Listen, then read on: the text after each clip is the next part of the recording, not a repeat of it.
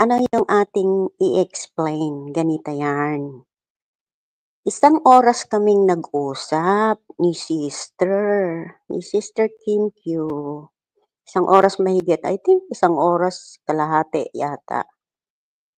And then, dun sa pag-uusap namin, siyempre siya lang yung nagsasalita, siya yung nagkukwento. Marami siyang sinabi, isang oras ba naman eh. Sinasabi niya doon na mayroon na daw silang investigation. Kumbaga, nag-uusap-usap na sila kung sino si Ricardo Opido na nakikipag-away nga siya, nakikipagbanatan siya. Nagtataka ako, ang sabi niya meron na kaming parang idea ba nila Mommy Tiger. So, bakit nung time na ang haba-haba ng huling message niya, nakita mo wala akong reaction diyan sa huling message. Parang ang pinapatukuyan niya ay yung may 90 million na ibinebentang bahay. Matandang nasa Japan.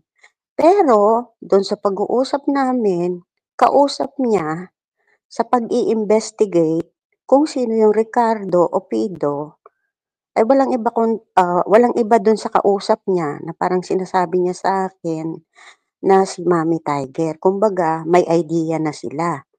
Kaya ako nagtataka. Kung ako nagkaroon ng hindi pagkakaunawa, ang tawag doon, namali ako ng pagkakaintindi about chick. Kung mali man ha, chick, sorry ha. Alam mo naman ako, pag mali, mali.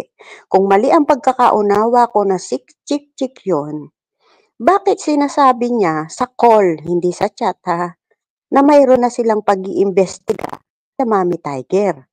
Pero bakit sa chat na pagkahaba-haba na kahapon ko lang nabasa yan ng buo pa kasi in-unblock ko nga siya. Kaya ko na tignan, bakit parang iba sa pag-uusap namin dun sa message niya, sa chat niya. Parang contradicting ba? Parang hindi tugma.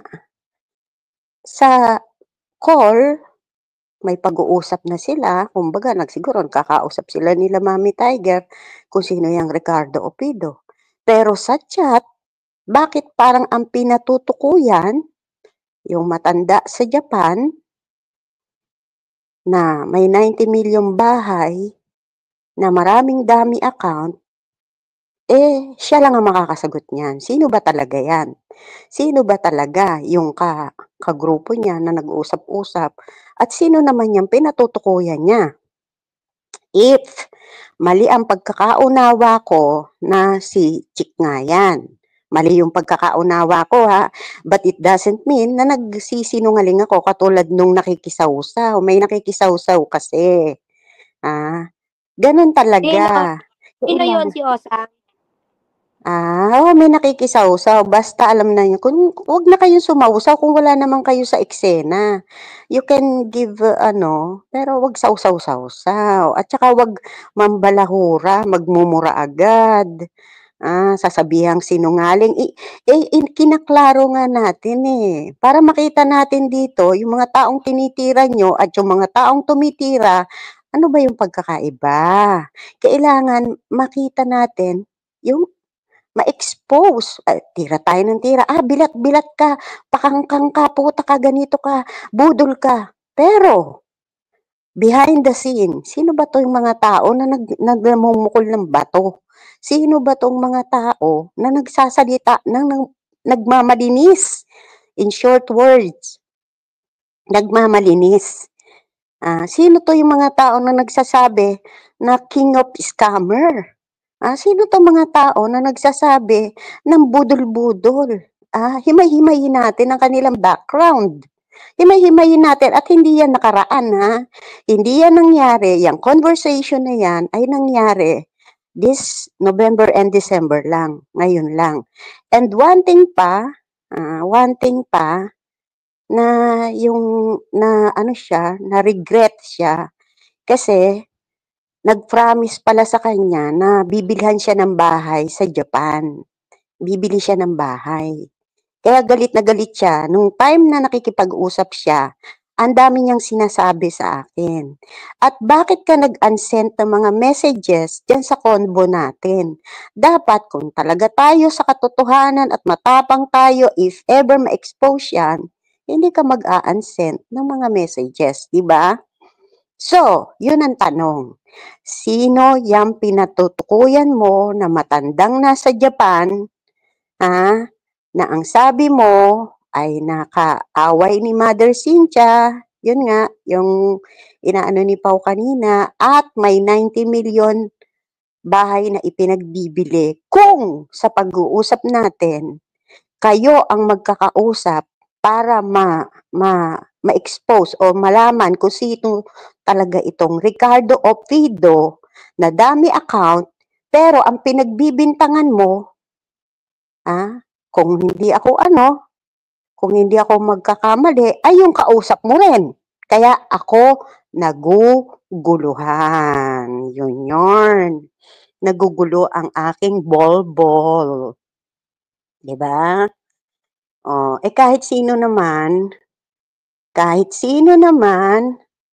ang mag-isip o makapasa ng mga sinasabi mo, tapos nakausap ka, iba yung sinasabi sa call, iba rin yung sinasabi sa chat.